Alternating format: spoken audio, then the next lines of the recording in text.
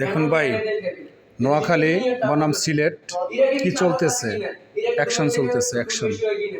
কার দেশ উন্নত, কে কতটুকু উন্নতি করতে পারছে। কাজ বন্ধ করে দেখেন, এখানে পানি নিচে নেমে যাইতে দেখেন। কাজ বন্ধ করে দিছে, কাজ বন্ধ করে দিয়া তারা মনে করেন যে এখন নোয়াখালী কে জিতবে দেখা যায়। কে জিতবে তোমাদের মাঝখানে।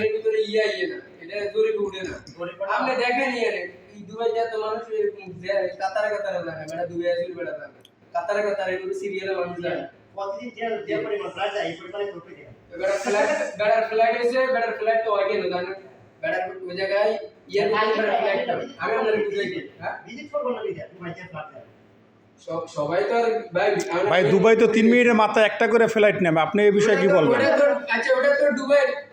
আপনি কি সিলেট কি হাইরে গেছেন? সিলেট কি হাইরে গেছেন? কেন সিলেট হারছেন?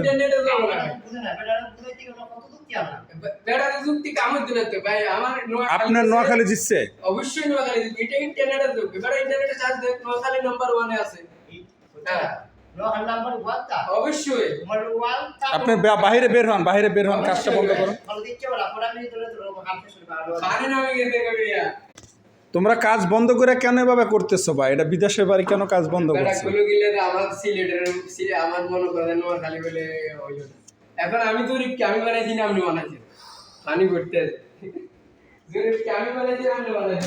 এদের ভিতরে নোয়াখালী বনাম সিলেটের ভিতরে কে হারলো কে জিতলো আপনারা বিচার করে কমেন্টস অবশ্যই জানাবেন।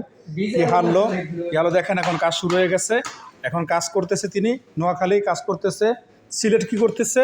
সিলেট মাছা মারতেছে। এরা কাজ বন্ধ করে, বুঝছেন ভাই, দেশের জন্য কি লড়াইটা করতেছে এরা বুঝে না রে ভাই।